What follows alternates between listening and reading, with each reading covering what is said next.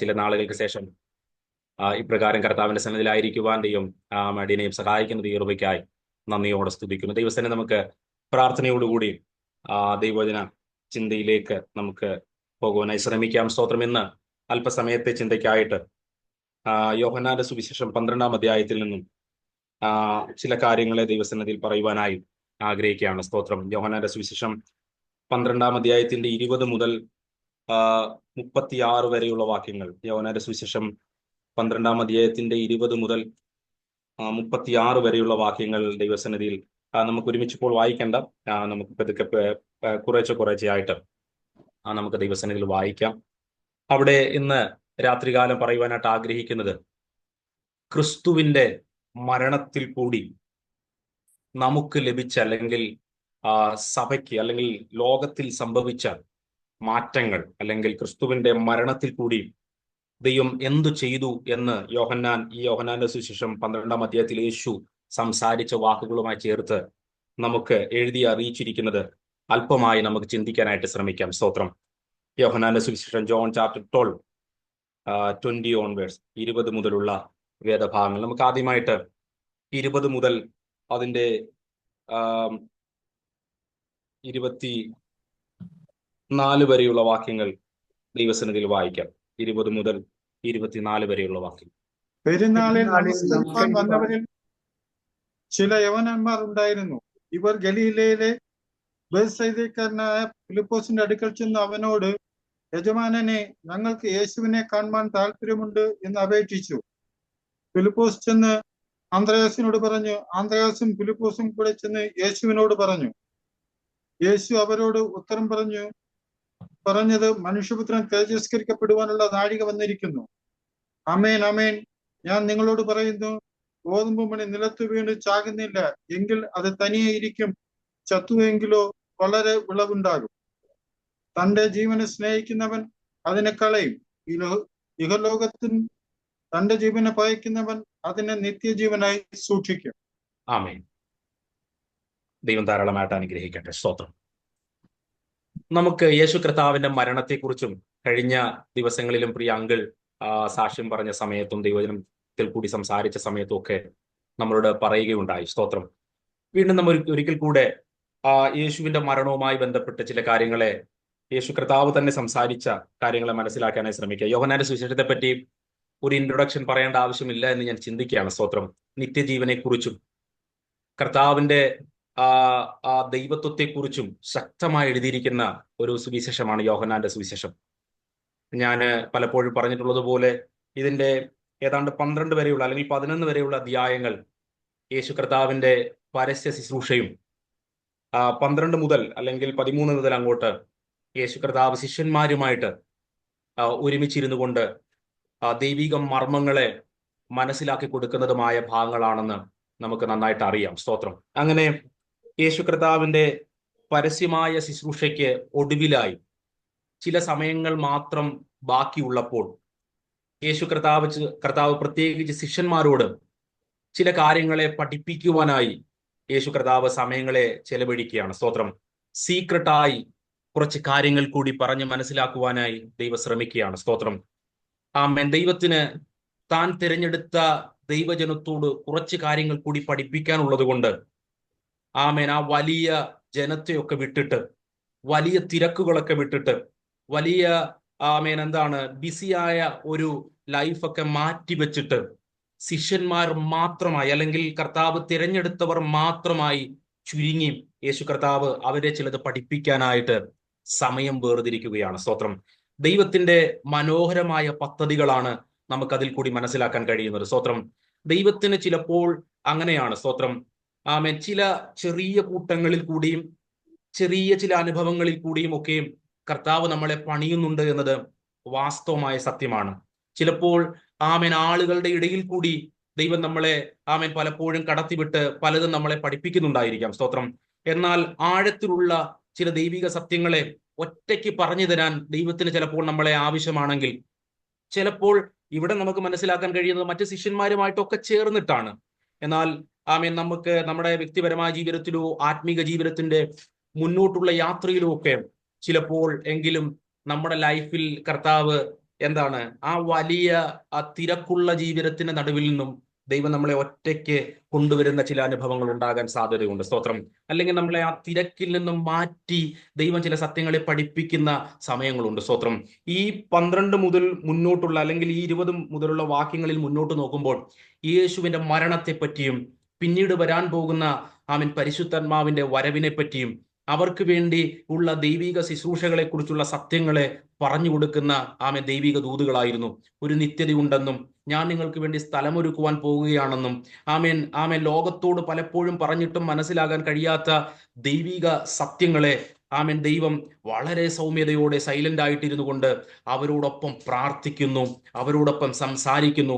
താൻ എന്താണ് പ്രാർത്ഥിക്കുന്നതെന്ന് മുഴുവനായി ശിഷ്യന്മാർ കേൾക്കത്തക്ക രീതിയിൽ യേശു കർത്താവ് ചിലവഴിക്കുന്ന ചില സമയങ്ങളാണ് മുന്നോട്ടുള്ള അധ്യായങ്ങളിൽ നമുക്ക് കാണാൻ കഴിയുന്നത്. യേശുവിന്റെ പല പ്രാർത്ഥനകളും നമുക്ക് വ്യക്തമായിട്ട് അറിയത്തില്ലെങ്കിലും ചില പ്രാർത്ഥനകൾ ശിഷ്യന്മാർ പ്രാർത്ഥിച്ചതുപോലെ നമുക്ക് ഇതിന് മുന്നോട്ടുള്ള അധ്യായങ്ങളിലാണല്ലോ അതും കാണാൻ കഴിയുന്നത്. അങ്ങനെ ശിഷ്യന്മാരുമായിട്ട് ഒറ്റയ്ക്ക് ചില കാര്യങ്ങൾ മനസ്സിലാക്കി കൊടുക്കാൻ ദൈവത്തിന് ആഗ്രഹമുണ്ട്. അങ്ങനെയൊക്കെ ദൈവം നമ്മളെ മനസ്സിലാക്കിപ്പിച്ചത് കൊണ്ടാണ് ഈ കർത്താവിന്റെ കൃപയിൽ ഇന്നും നമ്മൾ ഇങ്ങനെ നിൽക്കാനിടയായി തീർന്നത്. സ്തോത്രം. ആളുകളുടെ നടുവിൽ നിന്നും കർത്താവ് നമ്മളെ വേർതിരിച്ചിട്ട് ദൈവത്തിന്റെ മർമ്മങ്ങളെ നമുക്ക് അറിയിച്ചു തന്നു. സ്തോത്രം. ഇത് പത്രോസിന്റെയും യാക്കോബിന്റെയും യോഹന്നാന്റെയും കഴിവോ ഉയർച്ചകളോ ഒന്നുമല്ല, ദൈവത്തിന്റെ ഒരു പ്രത്യേക സ്നേഹമാണ്. സ്തോത്രം. യോഹന്നാന്റെ സുവിശേഷം 13-ാം അധ്യായത്തിൽ നമ്മൾ കാണുന്നത് പോലെ അവൻ തെരഞ്ഞെടുത്തവരെ, സ്തോത്രം, അവിടെ നമുക്ക് ഇങ്ങനെയാണ് കാണാൻ കഴിയുന്നത്. പിതാവിന്റെ അടുക്കൽ പോകാനുള്ള നാഴിക വന്നു എന്ന് യേശു അറിഞ്ഞിട്ട് ലോകത്തിൽ തനിക്കുള്ളവരെ സ്നേഹിച്ചതുപോലെ അവസാനത്തോളം അവരെ സ്നേഹിച്ചു. സ്തോത്രം. കർത്താവിന്റെ സ്നേഹത്തിന്റെ ആഴം നമുക്ക് വർണ്ണിക്കാൻ കഴിയുന്നതിനും അപ്പുറത്താണ്. അത് കേവലം ഇത്രയും വാക്കുകൾ കൊണ്ട് മാത്രം വേണമെങ്കിൽ നമുക്ക് മനസ്സിലാക്കാൻ കഴിയും. നമുക്ക് ഓരോരുത്തർക്കും ഇങ്ങനെ ചിന്തിക്കാം, എന്നെ എൻ്റെ കർത്താവ് സ്നേഹിച്ചല്ലോ എന്ന് മാത്രം ഓർത്താൽ, വ്യക്തിപരമായി ഓരോരുത്തരും അങ്ങനെ ഓർത്താൽ അത് മാത്രം മതി കർത്താവിന്റെ സ്നേഹത്തിന്റെ ആഴം മനസ്സിലാക്കാൻ. സ്തോത്രം. നമുക്ക് യേശുവിന്റെ ക്രൂശു മരണത്തിൽ കുറിച്ച് യേശു കർത്താവ് തന്നെ പറയുന്ന ഈ ഭാഗങ്ങളിൽ നിന്നും നമുക്ക് ആദ്യമായിട്ട് മനസ്സിലാക്കാൻ നമുക്ക് കഴിയുന്നത് എന്ന് പറയുന്നത്, സ്തോത്രം, 24-ാം വാക്യത്തിൽ യേശു കർത്താവ് പറയുകയാണ്. എന്താണ് പറയുന്നത്? കോതമ്പ് മണി നിലത്തു വീണ് ചാകുന്നില്ല എങ്കിൽ അത് തനിയെയിരിക്കും, ചത്തു എങ്കിലോ വളരെ വിളവുണ്ടാകും എന്ന് യേശു കർത്താവ് പറയുകയാണ്. സ്തോത്രം. എന്ന് പറഞ്ഞാൽ യേശു കർത്താവ് പറയുകയാണ്, ഞാൻ മരിക്കാതെ വേറെ ഒരു വഴിയില്ല. സ്തോത്രം. എന്ന് പറഞ്ഞാൽ യേശു കർത്താവ് തൻ്റെ ലൈഫിനെ നോക്കിയിട്ട് താൻ തന്നെ പറയുകയാണ്, ഞാൻ ക്രൂശിൽ മരിക്കേണ്ടത് ഉറപ്പായ കാര്യമാണ്. സ്തോത്രം. മാറ്റിവെക്കാൻ കഴിയാത്ത കാര്യമാണ്. എന്ന് പറഞ്ഞാൽ ആദ്യത്തെ ഭാഗം ഞാൻ ഇങ്ങനെ പറയുകയാണ്, ക്രൂശ് മരണം എന്ന് പറയുന്നത് ഒരു ഓപ്ഷൻ ആയിരുന്നില്ല. ഒരു വേണമെങ്കിൽ ചെയ്യട്ടെ, അല്ലെങ്കിൽ അത് നടന്നില്ലേലും നടന്നാലും കുഴപ്പമില്ല എന്ന് പറയുകയല്ല. ക്രൂശിൽ മരിക്കുക എന്ന് പറയുന്നത് മസ്റ്റായി നടക്കേണ്ട കാര്യമായിരുന്നു. അതാണ് യേശു കർത്താവ് ഇവിടെ സൂചിപ്പിക്കുന്നത്. ഗോതമ്പ് മണി നിലത്തു വീണ് ചാകുന്നില്ല എങ്കിൽ അത് തനിയെ ഇരിക്കും, ചത്തുവെങ്കിലോ വിളവുണ്ടാകണമെങ്കിൽ ക്രൂശിൽ ഞാൻ മരിക്കണം. സ്തോത്രം. ദൈവത്തിന്റെ പദ്ധതിയുടെ പൂർത്തീകരണം ഞാൻ ഈ ലോകത്തിൽ വന്നത് നടത്തപ്പെടണമെങ്കിൽ, പൂർത്തീകരിക്കപ്പെടണമെങ്കിൽ സ്തോത്രം, ഞാൻ ക്രൂശിൽ മരിക്കപ്പെടേണ്ടിയിരിക്കുന്നു. സ്തോത്രം. അതിന്റെ ആവശ്യകത യേശു കർത്താവ് നന്നായിട്ട് മനസ്സിലാക്കിക്കൊണ്ട് ശിഷ്യന്മാരോട് പറയുകയാണ്, ഞാൻ മരിക്കണം. സ്തോത്രം. എൻ്റെ മരണം എന്ന് പറയുന്നത് മനുഷ്യന്റെ രക്ഷയുടെ ആവശ്യമാണ്. സ്തോത്രം. ലോകത്തിലെ ജനത രക്ഷിക്കപ്പെടുവാൻ ഞാൻ മരിക്കുക എന്നത് ഏറ്റവും വലിയ ആവശ്യമാണ്. സ്തോത്രം. സത്യസുവിശേഷത്തിന്റെ ആഴത്തിലുള്ള മെസ്സേജ് എന്ന് പറയുന്നത് ക്രൂശിക്കപ്പെട്ട ക്രിസ്തുവാണ്. സ്തോത്രം. അതുകൊണ്ടാണല്ലോ നമ്മൾ പലപ്പോഴും ചിന്തിക്കുന്ന കൊരിന്ത്യ ലേഖനത്തിൽ അപ്പോസ്തലനായ പൗലോസ് ഇങ്ങനെ പറയുന്നത്, ക്രൂശിക്കപ്പെട്ട ക്രിസ്തുവിനെ അല്ലാതെ മറ്റൊന്നും അറിയാത്തവനായി ഞാൻ നിങ്ങളുടെ ഇടയിൽ ഇരുന്നു എന്ന് പൗലോസ് സംസാരിക്കുന്നത്. സ്തോത്രം. ക്രൂശിക്കപ്പെട്ട ക്രിസ്തുവിനെ കുറിച്ച് കഴിഞ്ഞ രാത്രിയിൽ നമ്മൾ കേട്ടപ്പോൾ വല്ലാതെ നമ്മുടെ ഉള്ളം നോവുവാനിടയായി തീർന്നു. പ്രിയ അങ്കിൾ അത് വളരെ സൗമ്യമായ ഭാഷയിൽ സ്തോത്രം ഇങ്ങനെ അനുഭവങ്ങളിൽ കൂടി യേശുവിന്റെ ക്രൂശീകരണത്തെ പറ്റിയും യേശു ക്രൂശിൽ കിടന്ന ആ ഫോട്ടോ ഒക്കെ നമ്മൾ കണ്ടിട്ട് നമ്മുടെ മനസ്സിൽ വർഷങ്ങളായി തറച്ചത് മാറുന്ന അനുഭവങ്ങളൊക്കെ നമ്മളോട് വർണ്ണിച്ച സമയത്ത് നമുക്ക് വല്ലാതെ ക്രിസ്തുവിന്റെ സ്നേഹത്തിലേക്കും യഥാർത്ഥമായ ക്രിസ്തുവിന്റെ ആ ബോധ്യങ്ങളിലേക്കും ഒക്കെ നമുക്ക് കടന്നു വരാനിടയായി തീർന്നു. ക്രിസ്തുവിന്റെ ക്രൂശ് എന്ന് പറയുന്നത് എപ്പോഴും പ്രസംഗിക്കപ്പെടേണ്ടതും എല്ലാ ദിവസവും ഓർക്കപ്പെടേണ്ടതുമായ സത്യമാണ്. കാരണം നമ്മൾ ദൈവമക്കളായി തീരുവാൻ കാരണം മറ്റൊന്നുമല്ല, ക്രിസ്തു മരിച്ചതാണ്. അത് കർത്താവിന് നല്ല ബോധ്യമുണ്ടായിരുന്നു, ഞാൻ മരിച്ചേ പറ്റൂ എന്നത്. സ്തോത്രം. അത് ശിഷ്യന്മാർക്ക് സംശയമുണ്ടായിരുന്നു. പത്രോസിന് ക്രിസ്തുവിന്റെ ക്രൂശിൽ കടന്നു പോകുന്നത് വലിയ സന്തോഷമായിരുന്നില്ല. പക്ഷേ കർത്താവിന് ദൈവത്തിന്റെ പദ്ധതികളായിരുന്നു വിഷയം. സ്തോത്രം. ആമേൻ. മനുഷ്യർക്ക് എന്ത് തോന്നുന്നു എന്നുള്ളതായിരുന്നില്ല, എപ്രകാരം അത് പെട്ടെന്ന് സാധിച്ചെടുക്കാം എന്നുള്ളതായിരുന്നില്ല യേശുവിന്റെ ചിന്ത എന്ന് പറയുന്നത്. യേശുവിന്റെ ചിന്ത എന്ന് പറയുന്നത്, സ്തോത്രം, ആമേൻ, ക്രൂശാണ് ഞാൻ വഹിക്കപ്പെടേണ്ടതെങ്കിൽ. യേശു കർത്താവ് അതുകൊണ്ടാണ് ഗെത്സമനിയിൽ ഇങ്ങനെ പ്രാർത്ഥിച്ചത്, നമുക്കറിയാമല്ലോ. എങ്കിലും എന്റെ ഇഷ്ടമല്ല, അങ്ങയുടെ ഇഷ്ടം തന്നെ ആമേൻ നടക്കട്ടെ എന്ന് യേശു കർത്താവ് പ്രാർത്ഥിച്ചു. അതിനുവേണ്ടി യേശു കർത്താവ് ഇവിടെ ഒരു ഉദാഹരണം യൂസ് ചെയ്യുകയാണ്. നമുക്കതൊക്കെ അറിയാവുന്നതായോട് ഞാൻ അതിനെക്കുറിച്ച് പറയാതെ പെട്ടെന്ന് അത് പൂർത്തീകരിച്ച് അടുത്ത പോയിന്റിലേക്ക് കടന്നു പോകാൻ താല്പര്യം. ഗോതമ്പ് മണിയെപ്പറ്റി നിലത്ത് വീണ് ആമേൻ ചാകുന്നില്ല എങ്കിൽ അത് തനിയേരിക്കും, ചത്തുവെങ്കിലോ വളരെ വിളവുണ്ടാകും എന്ന് പറയുന്നു. സ്തോത്രം. എന്ന് പറഞ്ഞാൽ യേശു കർത്താവ് പറയുകയാണ്, എന്റെ മരണം എന്ന് പറയുന്നത് ഒരു ഒടുക്കമല്ല, അവസാനമല്ല. സ്തോത്രം. അത് ഒത്തിരി വിളവിന്റെ ആമേൻ തുടക്കമാണ്. സ്തോത്രം. ഞാൻ മരിക്കുമ്പോൾ അത് നഷ്ടമായി പോകുകയല്ല. ആമേൻ. എന്ന് പറഞ്ഞാൽ ശിഷ്യന്മാർ പല മരണങ്ങളും ഇതിനു മുമ്പ് കണ്ടിട്ടുണ്ട്, പല പ്രവാചകന്റെ മരണങ്ങളും കണ്ടിട്ടുണ്ട്, അവരുടെ അവൻ കാലഘട്ടത്തിലുള്ള ഭക്തന്മാരുടെ മരണങ്ങളും അവർ കണ്ടിട്ടുണ്ട്. അവരുടെ എല്ലാം കല്ലറകൾ അവൻ അടഞ്ഞു കിടക്കുന്നു. അതുകൊണ്ട് അവരുടെ ഒരു കഥ, ഒരു ചരിത്രം എന്ന വണ്ണം മാറപ്പെട്ടു പോയി. എന്നാൽ യേശു കർത്താവ് പറയുകയാണ്, ഗോതമ്പ് മണി നിലത്തു വീണ് മരിച്ചിട്ട് അതിൽ വലിയ വിളവുണ്ടാകുന്നത് പോലെ ഞാൻ മരിക്കേണ്ടത് അത്യാവശ്യമാണ്, അനിവാര്യമാണ്. കാരണം ഒരു വലിയ കൊയ്ത്തിന്റെ സമയമായി. സ്തോത്രം. ഒരു വലിയ ആമേൻ വിളവെടുക്കാനുള്ള ദിവസങ്ങളായി വരുന്നു. സ്തോത്രം. ആമേൻ. ഈ സമയത്ത് നോർത്ത് ഇന്ത്യയിൽ ഞങ്ങൾ താമസിക്കുന്ന ഈ സ്ഥലങ്ങളിലൊക്കെ ആമേൻ ഗോതമ്പ്, സ്തോത്രം, ആമേൻ കൃഷി അവർ ആമേൻ എന്താണ് വിളവെടുക്കുന്ന സമയമാണ്. സ്തോത്രം. ആമേൻ. അവർ വളരെ അധ്വാനിച്ചു ചില മാസങ്ങൾക്ക് മുമ്പ്, വളരെ കഷ്ടപ്പെട്ടു ചില മാസങ്ങൾക്ക് മുമ്പ്. ശേഖരിച്ചു വെച്ചിരുന്ന ആ വിത്ത് അവർ ആമേൻ പ്രതീക്ഷയോടെ വിതറി. സ്തോത്രം. ആ പ്രതീക്ഷയുടെ ഫലം കണ്ട് വളരെ സന്തോഷത്തോടെ ആമേൻ കർഷകർ ആമേൻ അവർ ആമേൻ വയലിൽ കൂടി നടക്കുന്ന, അത് കൊയ്തെടുക്കുന്ന സമയങ്ങളാണ്.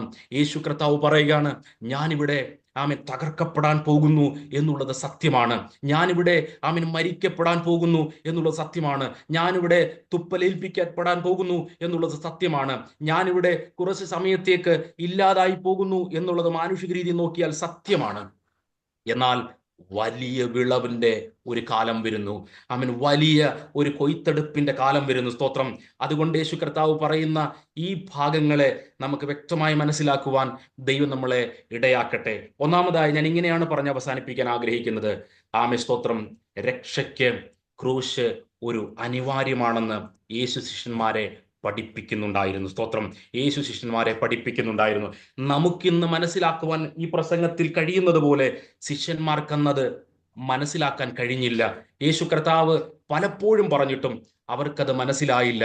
എന്നാൽ ഇന്ന് ആത്മാവിന്റെ നിറവിൽ ആമേൻ ആത്മാവ് പ്രാപിച്ച നമ്മൾക്ക് ഓരോരുത്തർക്കും ഈ സത്യങ്ങളെ മനസ്സിലാക്കി മുന്നോട്ട് പോകാൻ കഴിയുന്നല്ലോ. ഒന്നുകൂടെ ഞാൻ പറയട്ടെ, നമ്മുടെ ഏറ്റവും വലിയ സന്തോഷം എന്ന് പറയുന്നത് ക്രിസ്തു ക്രൂശിൽ മരിച്ചതാണ്. അതിന്റെ വിളവെടുപ്പാണ് നമ്മൾ ഓരോരുത്തരും. സ്തോത്രം.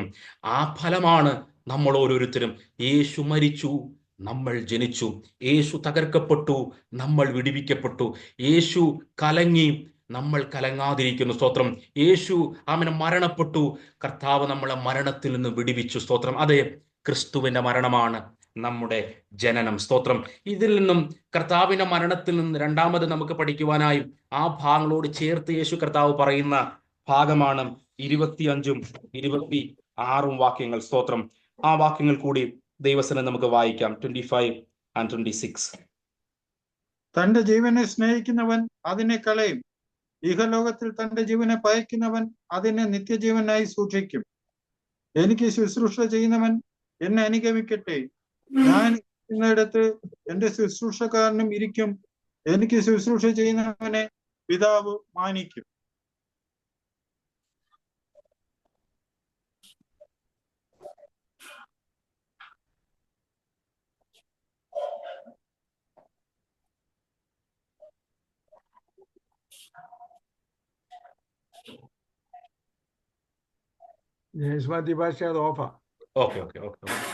സോറി. ദൈവസന്നിധിയിൽ നമ്മളിപ്പോൾ വായിച്ച ആ വേദഭാഗങ്ങളെ നമുക്ക് ശ്രദ്ധയോടെ നമുക്ക് നോക്കാം. തന്റെ ജീവനെ സ്നേഹിക്കുന്നവൻ അതിനെ കളയും, ഇഹലോകത്തിൽ തന്റെ ജീവനെ പകയ്ക്കുന്നവൻ അതിനെ നിത്യജീവനായി സൂക്ഷിക്കും. എനിക്ക് ശുശ്രൂഷ ചെയ്യുന്നവൻ എന്നെ അനുഗമിക്കട്ടെ. ഞാൻ ഇരിക്കുന്നിടത്ത് എൻ്റെ ശുശ്രൂഷകനും ഇരിക്കും. എനിക്ക് ശുശ്രൂഷ ചെയ്യുന്നവനെ പിതാവ് മാനിക്കും. സ്തോത്രം. ഇവിടെ യേശു കർത്താവ് നമ്മളോട് പറയുന്നത് ക്രിസ്തുവിന്റെ ക്രൂശു മരണം എന്നുള്ളത് അനിവാര്യമായിരിക്കുന്നത് പോലെ മറ്റൊരു കാര്യവും കൂടെ അത്യാവശ്യമായിട്ടുണ്ട്. സ്തോത്രം. അതാണ് യേശു കർത്താവ് ഇവിടെ പറയുന്നത്. സ്തോത്രം. യേശു പറയുകയാണ്, ഞാൻ മരിക്കുന്നത് അത്യാവശ്യമായ കാര്യമാണ്. അത് മാറ്റി നിർത്തുവാൻ കഴിയാത്ത കാര്യമാണ്.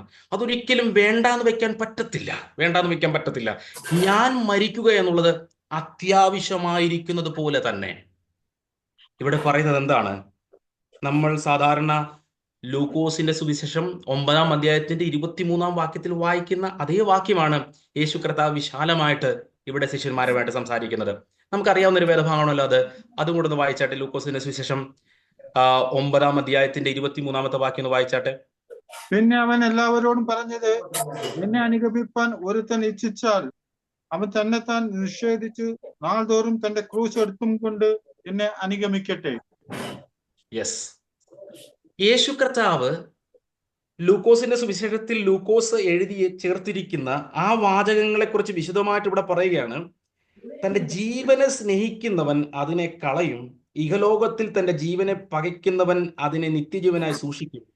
എനിക്ക് ശുശ്രൂഷ ചെയ്യുന്നവൻ എന്നെ അനുഗമിക്കട്ടെ. ഞാൻ ഇരിക്കുന്ന ഇടത്ത് എൻ്റെ ശുശ്രൂഷകനും ഇരിക്കും. എനിക്ക് ശുശ്രൂഷ ചെയ്യുന്നവനെ പിതാവ് മാനിക്കും. സ്തോത്രം. യേശു കർത്താവ് പറയുകയാണ്, ഞാൻ ക്രൂശിൽ മരിക്കേണ്ടത് അത്യാവശ്യമാണ് എന്നതുപോലെ എൻ്റെ പിൻഗാമികളും എന്നെ അനുഗമിക്കുക എന്നതും, സ്തോത്രം, നാൾതോറും ക്രൂശ് എടുക്കുക എന്നതും അത്യാവശ്യമായ കാര്യമാണ്. നമ്മളിപ്പോൾ വായിച്ച 9-ാം അധ്യായത്തിൽ 23-ാമത്തെ വാക്യത്തിൽ നമ്മൾ ശ്രദ്ധയോടെ നോക്കിയാൽ ഒരു ഭാഗം നമുക്ക് കാണാൻ കഴിയും. ഒരുവൻ എൻ്റെ പിന്നാലെ വരുവാൻ ഇച്ഛിച്ചാൽ. ഇവിടെ കർത്താവിന്റെ ദാസനായ യോഹന്നാൻ ഇങ്ങനെയാണ് പറഞ്ഞിരിക്കുന്നത്. സ്തോത്രം. യേശു കർത്താവ് പറയുന്നത് ഇങ്ങനെയാണ് എഴുതിയിരിക്കുന്നത്, തന്റെ ജീവനെ സ്നേഹിക്കുന്നവൻ എങ്ങനെയാണ് 26-ാമത്, എനിക്ക് ശുശ്രൂഷ ചെയ്യുന്നവൻ എന്നെ അനുഗമിക്കട്ടെ. കർത്താവിന്റെ കോളിംഗ് എന്ന് പറയുന്നത് ഒരു യൂണിവേഴ്സലാണ്. എല്ലാവരെയും കർത്താവ് ക്രൂശിനാൽ തന്നിലേക്ക് വിളിക്കുന്നു. അത് വേണമെങ്കിൽ നമുക്ക് ഓപ്ഷനായിട്ട് എടുക്കാം. നമുക്ക് റിസീവ് ചെയ്യാം, വേണമെങ്കിൽ അത് കളയാം. നമുക്കറിയാമല്ലോ, യോഹന്നാന്റെ സുവിശേഷം 6-ാം അധ്യായത്തിൽ യേശു കർത്താവ് ആമേൻ വലിയ അത്ഭുതങ്ങൾ ചെയ്തതിന് ശേഷം യേശു കർത്താവ് സത്യങ്ങളെ വിളിച്ചു പറഞ്ഞപ്പോൾ അവരെല്ലാം യേശുവിനെ കളഞ്ഞിട്ട് പോയി. ഉടനെ യേശു കർത്താവ് ചോദിക്കുകയാണ്, നിങ്ങൾക്കും എന്നെ കളയുവാൻ ആഗ്രഹമുണ്ടോ? നിങ്ങൾക്കും എന്നെ വിട്ടുപോകുവാൻ ആഗ്രഹമുണ്ടോ? ഉടനെ ശിഷ്യന്മാർ പറയുകയാണ്, നിത്യജീവന്റെ മൊഴികൾ നിന്നിലുണ്ട്, നിന്നെ വിട്ടിട്ട് ഞങ്ങൾ എവിടെ പോകാനാ? യേശു കർത്താവ് ഓപ്ഷൻ വെക്കുകയാണ്, വേണമെങ്കിൽ എന്നെ വിട്ടിട്ട് നിങ്ങൾക്ക് പോകാം. യേശു കർത്താവ് തന്നെ വെളിപ്പാട് പുസ്തകത്തിൽ പറയുന്നുണ്ട്, ഞാൻ വാതിൽക്കൽ നിന്ന് മുട്ടുന്നു, ആരെങ്കിലും എൻ്റെ ശബ്ദം കേട്ട് വാതിൽ തുറന്നാൽ ഞാൻ അവരെന്നോടും കൂടെ അത്താഴം കഴിക്കുമെന്ന് യേശു കർത്താവ് പറയുന്നു. എന്ന് പറഞ്ഞാൽ യേശു നമ്മളെയൊക്കെ വിളിക്കുന്നു. നമുക്കത് വേണമെങ്കിൽ സ്വീകരിക്കാം, വേണ്ട എങ്കിൽ അത് നമുക്ക് റിജക്റ്റ് ചെയ്യാം. എന്നാൽ അടുത്ത 3 പോയിന്റ് നമ്മളത് റിസീവ് ചെയ്ത് കഴിഞ്ഞാൽ, അവന്റെ പിന്നാലെ വരുവാൻ നമ്മൾ ഇച്ഛിച്ച് അത് നമ്മൾ റിസീവ് ചെയ്താൽ, അടുത്ത 3 കാര്യം എന്ന് പറയുന്നത് ഒരു ഓപ്ഷനായിട്ടല്ല പറയുന്നത്, അത് നമ്മൾ മസ്റ്റായിട്ട് ചെയ്യണം. എന്താണ് പറയുന്നത്? തന്നെത്താൻ ത്യജിക്കണം. അതാണ് യോഹന്നാന്റെ സുവിശേഷത്തിൽ പറഞ്ഞത്, തൻ്റെ ജീവനെ അല്ലെങ്കിൽ ഇഹലോകത്തിലെ ജീവനേക്കാൾ നമ്മൾ കർത്താവിന്റെ ലൈഫിനെ വലുതായി കാണണം. സ്തോത്രം. കർത്താവ് തന്ന ജീവിതത്തെ ഇഹലോകത്തിലെ ജീവിതത്തെക്കാൾ വലുതായി കാണണം. നമുക്കറിയാമല്ലോ, ആർമിയിൽ ചേരണം എന്നുള്ളത് നമ്മുടെ ഇന്ത്യയുടെ നിയമപ്രകാരം ഓപ്ഷനാണ്. നമുക്ക് വേണമെങ്കിൽ ചേർന്നാൽ മതി. പക്ഷെ നമ്മൾ ചേർന്ന് കഴിഞ്ഞാൽ അവരുടെ നിയമങ്ങൾ കഠിനമാണ്. നമ്മൾ അതുപോലെ ചെയ്തേ പറ്റൂ. പിന്നെ നമുക്ക് പേടിച്ചോടാനോ വേണ്ടാന്ന് വെച്ച് പകുതിയായിട്ട് ഇട്ടിട്ട് പോകാനോ ഒന്നും പറ്റത്തില്ല. സ്തോത്രം. നമുക്കത് ചെയ്യണമെങ്കിൽ, ഒരു ആർമിയിൽ നമുക്ക് ജോയിൻ ചെയ്ത് ആ ജോലി നമുക്ക് ചെയ്യണമെങ്കിൽ അവർ കഠിനമായ ആ റൂളുകളിൽ കൂടി കടന്നു പോയേ പറ്റൂ. എന്ന് പറയുന്നത് പോലെ യേശു കർത്താവ് തന്റെ ശിഷ്യന്മാരോട് പറയുകയാണ്, എന്നെയാണ് നിങ്ങൾ അനുഗമിക്കുന്നതെങ്കിൽ, യേശു കർത്താവ് പറയുകയാണ്, തന്റെ ജീവനെ സ്നേഹിക്കുന്നവൻ എന്റെ പിന്നാലെ വരുവാൻ കഴിയത്തില്ല, നിങ്ങൾ നിങ്ങളുടെ ജീവനെ കളയും. എന്താണ് യേശു കർത്താവ് ഇവിടെ പറയുന്നത്? ഞാൻ ക്രൂശിൽ മരിക്കുമ്പോൾ എൻ്റെ പിന്നാലെ വരുന്നവർ അറിയണം, ഞാൻ മരിക്കുന്നത് പോലെ നിങ്ങൾക്കും ഒരു മരണമാണ് വെച്ചിരിക്കുന്നത്. സ്വത്രം. ഞാൻ ആ ലൂക്കോസിനോട് ചേർത്ത് പറഞ്ഞാൽ അത് കേവലം നമ്മുടെ ശാരീരിക മരണം എന്ന ഒരു അർത്ഥത്തിലും അവിടെ എഴുതിയിട്ടുണ്ടെങ്കിലും യേശു എന്താണ് പറയുന്നത്? നിങ്ങൾ തന്നെ നിങ്ങളെ ത്യജിക്കണം. സ്തോത്രം. യേശു കർത്താവ് പറയുകയാണ്, പിതാവിന്റെ ഇഷ്ടത്തെ പൂർത്തീകരിക്കേണ്ടതിനായി ഞാൻ ഈ ലോകത്ത് ജീവിതത്തെ പിതാവിന്റെ ഇഷ്ടത്തിനായി പൂർണ്ണമായി സമർപ്പിച്ചുകൊണ്ട് ക്രൂശിൽ മരിക്കാൻ വേണ്ടി കടന്നു പോകുന്നത് പോലെ യേശുവിന്റെ പിന്നാലെ വരുന്ന ശിഷ്യന്മാർ ഓരോരുത്തരും എന്ത് ചെയ്യണമെന്ന് യേശു കർത്താവ് പറയുന്നത്? തന്നെത്താൻ ത്യജിക്കണം. നിങ്ങളുടേതായ ചില സ്വപ്നങ്ങൾ, നിങ്ങളുടേതായ ചില കംഫർട്ട് സോണുകൾ, ഇന്ന് പ്രാർത്ഥനയിലായിരിക്കുമ്പോൾ നിങ്ങൾ ആഗ്രഹിക്കുന്ന, ഞാൻ വിചാരിച്ചു വെച്ചിരിക്കുന്ന ചില പ്ലാനുകൾ നടക്കാതെ വരാൻ സാധ്യതയുണ്ടെന്ന് കർത്താവ് തുറന്ന് ശിഷ്യന്മാരോട് പറയുകയാണ്. പലപ്പോഴും നമ്മൾ പറയുന്ന, നാളുകളായി ഞങ്ങൾ പ്രാർത്ഥിക്കുന്നു, ആ കാര്യങ്ങളൊന്നും നടക്കുന്നില്ല. നാളുകളായി ഞങ്ങൾ ആഗ്രഹിക്കുന്നു, ഇന്ന വിഷയങ്ങളൊന്നും നടക്കുന്നില്ല. യേശു കർത്താവ് എന്താണ് നമ്മളോട് പറയുന്നത്? കർത്താവിന്റെ പിന്നാലെയാണ് വരാൻ ഇച്ഛിച്ചതെങ്കിൽ നിങ്ങളെക്കുറിച്ച് നിങ്ങൾ ആഗ്രഹിക്കുന്ന ആഗ്രഹങ്ങളെക്കാൾ നിങ്ങളെക്കുറിച്ചുള്ള കർത്താവിന്റെ സ്വപ്നങ്ങൾക്കായി നിങ്ങളുടെ ജീവിതത്തെ മാറ്റിവെക്കുവാൻ ദൈവം നിങ്ങളോട് ഡിമാൻഡ് ചെയ്യുകയാണ്. പിതാവിന്റെ ഇഷ്ടം യേശുവിന്റെ ജീവിതത്തിൽ നടക്കുവാനായി, യേശുവിന്റെ ലൈഫ് ഒരു യാഗമായി സമർപ്പിക്കാൻ യേശു നിൽക്കുമ്പോൾ, അത് പറഞ്ഞു കൊടുത്തതിന് ശേഷം യേശു ശിഷ്യന്മാരോട് പറയുന്നത്, ഞാൻ പോയ വഴിയെ തന്നെ നിങ്ങളും വരണം. എന്റെ പിന്നാലെ നിങ്ങൾ വരണം. എങ്ങോട്ട് വരണം? മരണത്തിലേക്കാണെങ്കിലും മരണത്തിലേക്ക് വരണം.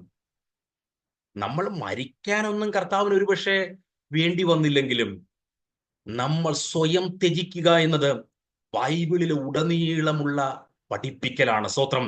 നമ്മുടെ സ്വപ്നങ്ങളെ, നമ്മുടെ ആഗ്രഹങ്ങളെ, നമ്മുടെ വിചാരങ്ങളെ, നമ്മുടെ വികാരങ്ങൾക്ക് വേണ്ടി നമ്മൾ ജീവിക്കുന്ന ഒരു കംഫർട്ട് സോൺ ഉണ്ടല്ലോ നമുക്ക്. കർത്താവ് ഇത് രാത്രി നമ്മളോട് വിളിക്കുകയാണ്, എന്റെ സ്വപ്നങ്ങളെ നിങ്ങളുടെ അടുക്കലേക്ക് ഞാൻ തരികയാണ്. സ്തോത്രം. എന്റെ ആഗ്രഹങ്ങളെ നിങ്ങളുടെ അടുക്കലേക്ക് തരികയാണ്. സ്തോത്രം. തന്റെ ജീവനെ പകയ്ക്കുന്നവൻ അതിനെ നിത്യജീവനായി സൂക്ഷിക്കും. എനിക്ക് ശുശ്രൂഷ ചെയ്യുന്നവൻ എന്നെ അനുഗമിക്കട്ടെ. നമ്മുടെ മോഡൽ ആരാ? പ്രാർത്ഥനാ കൂട്ടായ്മകളിൽ ദൈവവചന ശുശ്രൂഷിക്കുന്ന പല ദൈവദാസന്മാരെയും നമ്മൾ മോഡലായി വെക്കാറുണ്ട്. അതിൽ വലിയ തെറ്റുകളില്ല. എന്നാൽ ആത്യന്തികമായ ദൈവിക സത്യം എന്ന് പറയുന്നത്, നമുക്ക് ഫോളോ ചെയ്യുവാൻ, നമുക്ക് മാതൃകയാക്കാൻ കഴിയുന്ന ഒരുവൻ മാത്രമേ ഉള്ളൂ. നമുക്ക് വേണ്ടി എല്ലാമായി തീർന്ന യേശു കർത്താവ്. ആ കർത്താവിനെയാണ് നമ്മൾ ഫോളോ ചെയ്യുന്നതെങ്കിൽ ഒരു ദിവസം പോലും നമ്മുടെ ജീവനെ കൊതിക്കുന്ന ഒരു പിറുപിറുപ്പ് നമ്മുടെ ജീവിതത്തിൽ ഉണ്ടാകത്തില്ല.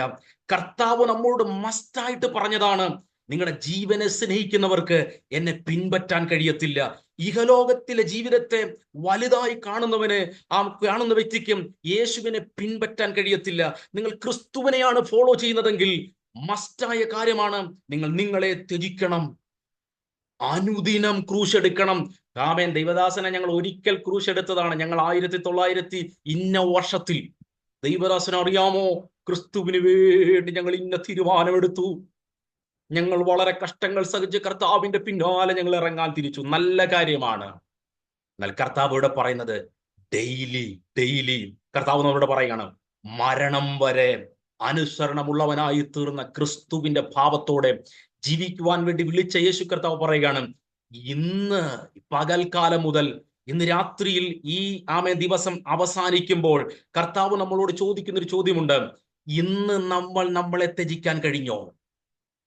ഇന്ന് നമ്മളെ തന്നെ നമ്മുടെ ജോലി സ്ഥലത്തും നമ്മുടെ കുഞ്ഞുങ്ങളുമായിട്ട് ഇടപെട്ടപ്പോഴും, നമ്മൾ ശുശ്രൂഷ മേഖലകളിലും, നമ്മൾ മറ്റുള്ള മനുഷ്യരുമായിട്ടൊക്കെ സംസാരിച്ച സ്ഥലങ്ങളിലും നമ്മളെ തന്നെ ത്യജിക്കാൻ 1000 അവസരങ്ങൾ കർത്താവ് നമുക്ക് തന്നപ്പോൾ ഈ ക്രൂശിനെ ഡെയിലി എടുക്കാൻ നമുക്ക് കഴിഞ്ഞോ? തന്നെത്താൻ ത്യജിക്കാൻ നമുക്ക് കഴിഞ്ഞോ? അവിടെയും ഈ ക്രിസ്തുവിനെ ഫോളോ ചെയ്യാൻ നമുക്ക് കഴിഞ്ഞോ? കർത്താവ് നമ്മളെ വിളിക്കുന്നത് ഒരു വലിയ കംഫർട്ടിലേക്കല്ല. യേശു കർത്താവ് പറയുകയാണ്, നിങ്ങൾ എന്റെ പിന്നാലെ വരുവീൻ. എങ്ങോട്ടാ യേശു പോകുന്നത്? എങ്ങോട്ട് പോകുമ്പോഴാ യേശു കർത്താവ് തന്റെ ശിഷ്യന്മാരോട് വിളിക്കുന്നത്? ക്രൂശിലേക്ക് പോവുകയാണ്. ലാസറിനെ ഉയർപ്പിക്കാൻ വേണ്ടി പോവുകയല്ല.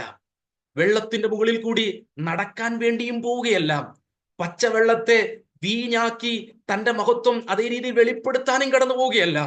ക്രൂശിലേക്ക് കടന്നു പോകുമ്പോൾ യേശു തന്റെ പിൻഗാമികളെ ഇന്ന് രാത്രിയിലും വിളിക്കുക, വാ, നമുക്ക് ക്രൂശിലേക്ക് നടക്കാം. നമുക്ക് ഞാൻ ഈ പ്രസംഗം ഒരുപക്ഷെ പ്രസംഗിക്കുമ്പോൾ ചിലപ്പോഴെങ്കിലും ചില ആളുകൾ ചിന്തിക്കുന്നതായി ഞാൻ കേട്ടിട്ടുണ്ട്, എന്നോട് ചിലർ പറഞ്ഞിട്ടുമുണ്ട്. സ്തോത്രം, പാസ്റ്റർ എപ്പോഴും ഇങ്ങനെ നെഗറ്റീവ് പ്രസംഗിക്കുന്നത്? സ്തോത്രം, കുറച്ച് പോസിറ്റീവായ കാര്യങ്ങൾ കൂടി പ്രസംഗിച്ചാട്ടെ. സ്തോത്രം, കുറച്ച് മോട്ടിവേഷൻ കാര്യങ്ങൾ കൂടെ പ്രസംഗിച്ചാട്ടെ. സ്തോത്രം, ഞാൻ എത്ര മോട്ടിവേഷൻ പ്രസംഗിച്ചാലും പ്രസംഗിച്ചില്ലെങ്കിലും നമുക്കൊക്കെ ഈ ലോകത്തിൽ തരാനുള്ളതൊക്കെ കർത്താവ് തന്നോളും. സ്തോത്രം. പക്ഷെ കർത്താവ് മസ്റ്റായിട്ട് ചെയ്യാൻ പറഞ്ഞ ചില ദൈവിക സത്യങ്ങളെ നമുക്ക് മാറ്റിവെക്കാൻ കഴിയത്തില്ല. കർത്താവ് ഇന്ന് രാത്രിയിൽ വിളിക്കുകയാണ്, എന്നെ പിൻഗമിക്കുക എന്ന് പറയുമ്പോൾ ലൂക്കോസിന്റെ സുവിശേഷം 9-ാം അധ്യായത്തിന്റെ ഏറ്റവും അവസാന ഭാഗങ്ങൾ നമുക്ക് വ്യക്തമായി മനസ്സിലാക്കാൻ കഴിയുന്നുണ്ട്. കംഫർട്ട് സോണുകളെ വിട്ടിട്ട് കർത്താവ് നമ്മളെ വിളിക്കുന്നു. സമാധാനത്തിന്റെ ജീവിത സാഹചര്യങ്ങളെ വിട്ട് കർത്താവ് വിളിക്കുന്നു. പക്ഷെ നമ്മൾ പലപ്പോഴും പ്രാർത്ഥനയിൽ ഇരുന്നിട്ട് ദൈവത്തോട് പ്രാർത്ഥിക്കുന്ന എന്തിനു വേണ്ടിയാണെന്നറിയോ? പാസ്റ്റർ, ഞങ്ങൾ വളരെ കാലങ്ങളായിട്ട് കഷ്ടപ്പെടുന്നു, ഇനി ഒരു 10 വർഷം ദൈവം ഞങ്ങൾക്ക് ആയുസ്സും ആരോഗ്യം തരികയാണെങ്കിൽ ഇനി ഞങ്ങൾക്കൊന്ന് അനുഗ്രഹിക്കപ്പെടണം ദൈവദാസനെ, ഇനി ഞങ്ങൾക്കൊന്ന് മാനിക്കപ്പെടണം ദൈവദാസനെ. കർത്താവ് എന്താ പറയുന്നത്? എന്റെ പിതാവ് മാനിക്കും. ഞാൻ ഈ വചനം പലപ്പോഴും പറഞ്ഞിട്ടുള്ളത് കൊണ്ട് ഞാൻ ആ ഭാഗം കൊണ്ട് അടുത്ത പോയിന്റിലേക്ക് കടന്നു പോകുന്നതിന് മുമ്പായി, നമുക്ക് കർത്താവിന്റെ മാന്യതയാണോ വേണ്ടത്, അതോ നാഥന് ക്രൂശ് കൊടുത്ത ഈ ലോകത്തിന്റെ മാന്യതയാണോ വേണ്ടത്? യേശുവിന്റെ പുറകെയാണ് നമ്മൾ സഞ്ചരിക്കുന്നതെങ്കിൽ, ഞാൻ എപ്പോഴും കൊലോസ്യ ലേഖനം പറഞ്ഞപ്പോൾ ഞാൻ നിങ്ങളോട് പലപ്പോഴും പറഞ്ഞതാണ്, ലോകത്തിന്റെ മാന്യതയെ സ്വപ്നത്തിൽ പോലും പ്രതീക്ഷിക്കരുത്. ഇവിടെ നമ്മൾ ടീച്ചർ എന്ന് പറഞ്ഞാൽ ഭയങ്കര ബഹുമാനമാ. നമ്മൾ പാസ്റ്റർ എന്ന് പറയുമ്പോൾ ചിലപ്പോൾ അവർ മാസ്റ്റർ എന്നാണ് കേൾക്കുന്നത്. അപ്പോൾ മാസ്റ്റർ എന്ന് പറയുമ്പോൾ അവർ കസരയിട്ട് തരും, ഭയങ്കര മഹത്വമാണ്. എന്നാൽ പിന്നെ പറഞ്ഞ് ഞങ്ങൾ ഈ ചർച്ചിനോടൊക്കെ ചേർന്ന് പ്രവർത്തിക്കുന്നതാണെന്നൊക്കെ പറഞ്ഞു വരുമ്പോഴത്തേക്ക് അവർക്ക് എഴുന്നേറ്റ് പോകുമെന്ന് പറയാൻ പറ്റുന്നില്ലാത്തത് കൊണ്ട് ഇരുത്തുന്നു എന്നത് ഞാൻ പലപ്പോഴും കണ്ടിട്ടുണ്ട്. യേശുവിന്റെ പുറകെ പോകുന്നത് ആ ചരിത്രത്തിൽ ഒരു നാണക്കേടായിരുന്നു. യേശുവിന്റെ പിന്നാലെ സഞ്ചരിക്കുന്നത് അന്നത്തെ കാലഘട്ടത്തിൽ ഒരു വലിയ മാന്യതയായിരുന്നില്ല. എന്നാൽ ആമേൻ സ്തോത്രം, എബ്രായ ലേഖനത്തിൽ മോശയെ പറ്റി സ്തോത്ര ലേഖകൻ പറയുന്നത് പോലെ ക്രിസ്തുവിന്റെ നിന്ദയെ വലിയ ധനമെന്നെണ്ണാൻ വിളിക്കപ്പെട്ട ഒരു ചെറിയ കൂട്ടത്തിന്റെ ഭാഗമായി നിന്നുകൊണ്ട് ആ സത്യത്തെ ഒന്നുകൂടെ ക്രൂശിന്റെ ഈ കഥകളിൽ നിന്നും ഞാൻ ഉറപ്പിച്ച് വിളിച്ചു പറയട്ടെ. സ്തോത്രം, യേശു നമ്മളെ വിളിക്കുന്നത് ക്രൂശിന്റെ വഴികളിലേക്കാണ്. അത് കേവലം 1-2 കഷ്ടങ്ങളുടെ വഴികളിലേക്ക് മാത്രമല്ല, ഓരോ ദിവസവും ക്രൂശ് എടുത്തു കൊണ്ടുവരാൻ, ഓരോ ദിവസവും ആ വഴികളിൽ കൂടി സഞ്ചരിക്കാൻ യേശു കർത്താവ് നമ്മളെ വിളിക്കുകയാണ്. ഇത് നമുക്ക് ഓപ്ഷൻ അല്ല.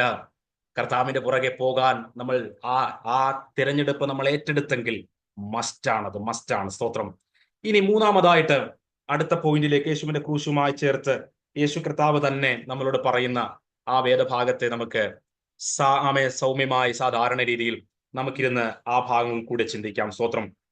12-ാം അധ്യായത്തിന്റെ 27-ഉം 28-ഉം വാക്യങ്ങൾ കൂടി ദൈവസനെ നമുക്ക് വായിക്കാം.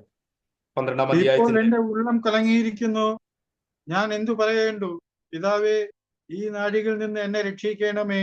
എങ്കിലും ഇത് നിമിത്തം ഞാൻ ഈ നാഴികയിലേക്ക് വന്നിരിക്കുന്നു. പിതാവേ, നിന്റെ നാമത്തെ മഹത്വപ്പെടുത്തണമേ. അപ്പോൾ സ്വർഗത്തിൽ നിന്ന് ഞാൻ മഹത്വപ്പെടുത്തിയിരിക്കുന്നു, ഇനിയും മഹത്വപ്പെടുത്തും എന്നൊരു ശബ്ദം ഉണ്ടായി. യെസ്, ഇവിടെ നമുക്ക് വ്യക്തമായിട്ട് മനസ്സിലാക്കാൻ കഴിയുന്നത് യേശു കർത്താവ് മൂന്നാമതായിട്ട് നമ്മളെ പഠിപ്പിക്കാൻ ആഗ്രഹിക്കുന്നത് യേശുവിന്റെ ക്രൂശ് മരണത്തിൽ നിന്നും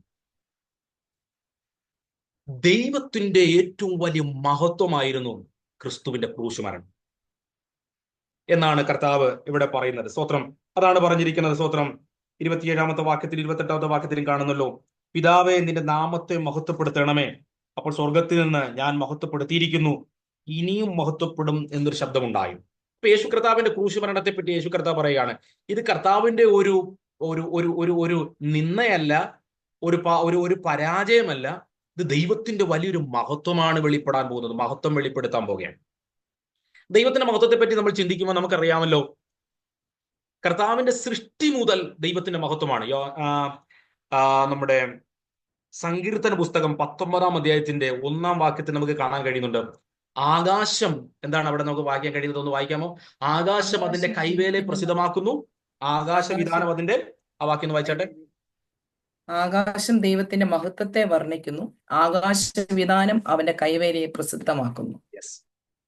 ദൈവത്തിന്റെ സൃഷ്ടി തന്നെ നമ്മൾ കാണുമ്പോൾ ദൈവത്തിന്റെ മഹത്വത്തെ നമുക്ക് മനസ്സിലാക്കാൻ കഴിയും, അല്ലെ? ദൈവത്തിന്റെ സൃഷ്ടി മുതലേ ദൈവത്തിന്റെ മഹത്വമാണ്. ചില ആളുകൾ സൂര്യനെ ആരാധിക്കുന്നു, ചില ആളുകൾ വലിയ വലിയ വലിയ വലിയ പർവ്വതങ്ങളെ ആരാധിക്കുന്നു. ഇതൊക്കെ ദൈവത്തിന്റെ സൃഷ്ടിയാണ്. എന്നാൽ നമ്മൾ ഇതിനെ ഉണ്ടാക്കിയ ദൈവത്തെ ആരാധിക്കുന്നു. സ്തോത്രം, അതാണ് സത്യം. സ്തോത്രം. എന്നാൽ ദൈവം ഇവിടെ പറയുന്നത്, നമുക്ക് യോഹന്നാന്റെ സുവിശേഷവുമായി ചേർത്തൊന്ന് ചിന്തിച്ചാൽ, യോഹന്നാന്റെ സുവിശേഷം 2-ാം അധ്യായത്തിന്റെ 11-ാമത്തെ വാക്യത്തിൽ നമുക്ക് കാണാൻ കഴിയുന്നുണ്ട്, പച്ചവെള്ളത്തെ വീഞ്ഞാക്കിയപ്പോൾ, യേശു കർത്താവ് പച്ചവെള്ളത്തെ വീഞ്ഞാക്കിയപ്പോൾ നമുക്കിവിടെ കാണാൻ കഴിയുന്നത് ഇങ്ങനെയാണ്. അടയാളങ്ങളുടെ ആരംഭമായി, എങ്ങനെയാണ് നമുക്ക് അവിടെ കാണാൻ കഴിയുന്നത്? ഒന്ന് വായിച്ചാട്ടെ. യോഹന്നാന്റെ സുവിശേഷം 2-ാം അധ്യായത്തിന്റെ അടയാളങ്ങളുടെ ആരംഭമായി ഗലീലയിലെ കാനാവിൽ വെച്ച് ചെയ്ത് തന്റെ മഹത്വം വെളിപ്പെടുത്തി. ഇനി 11-ാം അധ്യായത്തിന്റെ 40-ാമത്തെ വാക്യം ഒന്ന് വായിച്ചാട്ടെ. 11-ാം അധ്യായത്തിന്റെ യോഹന്നാന്റെ സുവിശേഷം തന്നെ.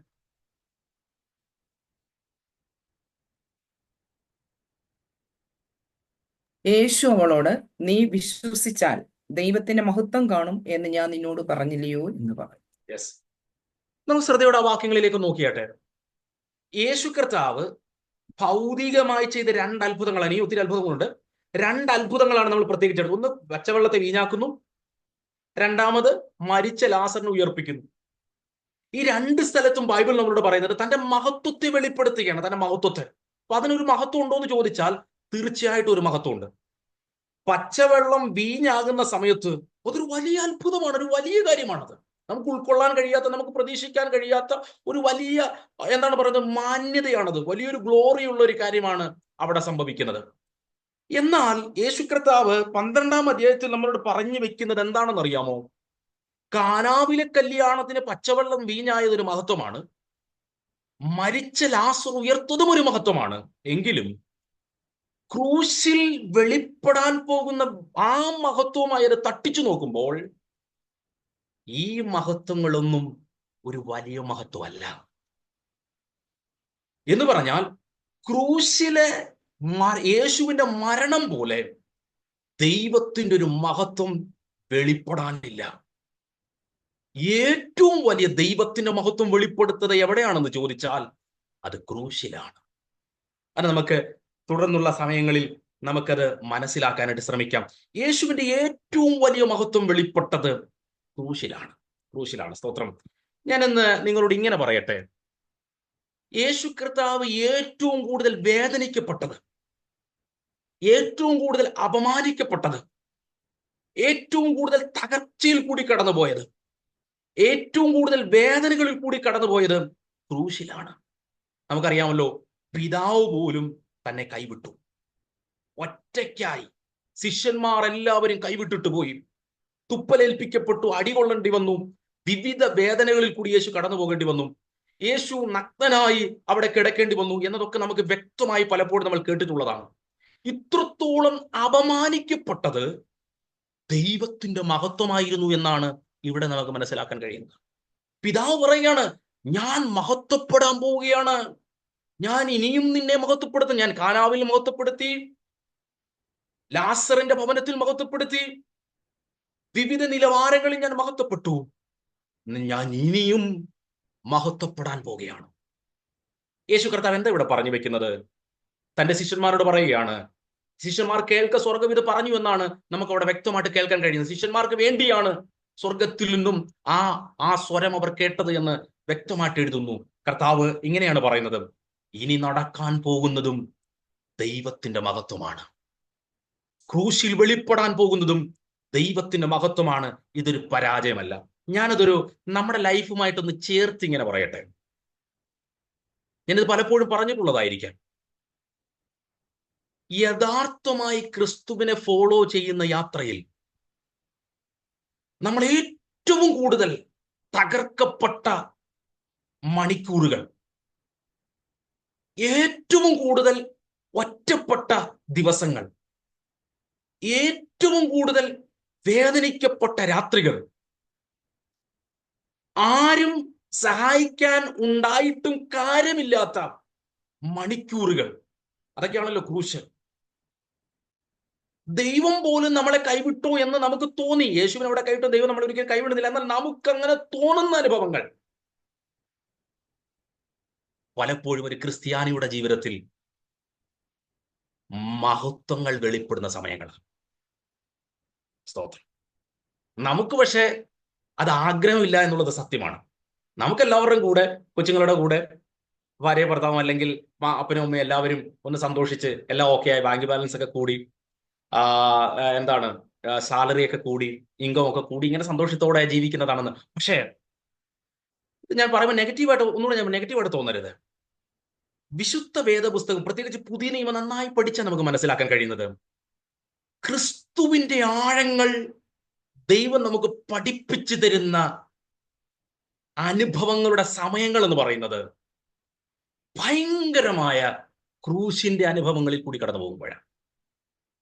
ഫോൺ വിളിച്ചിട്ടും മറുപടികളില്ലാത്ത രാത്രികൾ, പ്രതീക്ഷ ഉണ്ടായിരുന്ന മക്കൾ ഒരുപക്ഷെ നമ്മൾക്ക് സ്നേഹം തരുന്നില്ല എന്ന് തോന്നുന്ന ചില നിമിഷങ്ങൾ, എൻ്റെ അപ്പനും അമ്മയും പോലും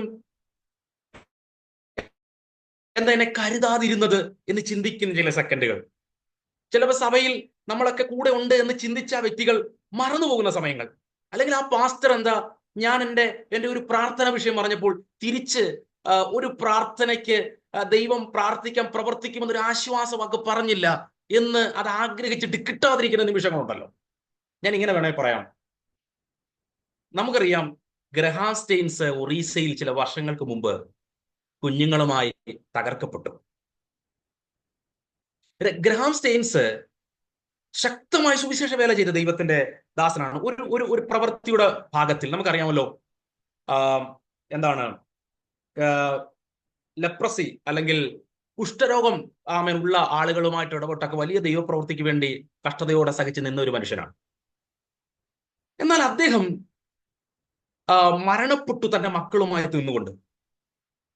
നമുക്ക് ചിന്തിക്കുമ്പോൾ, മാനുഷികമായി ചിന്തിക്കുമ്പോൾ വലിയ വിഷമം തോന്നും. പാസ്റ്റർ എന്താ ഇങ്ങനെയൊക്കെ കാര്യങ്ങൾ പറയുന്നത് വേണമെന്ന് തോന്നും, ഒരു വലിയ വിഷമം പോലെ നമുക്ക് തോന്നും.